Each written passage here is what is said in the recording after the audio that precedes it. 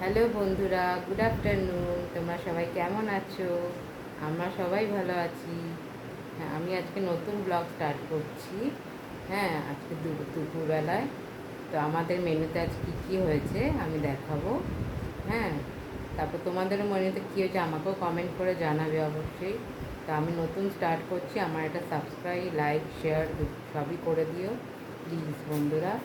হ্যাঁ, এবার আমি দেখাচ্ছি আমাদের কী কী আজকে মেনু হয়েছে। ওকে,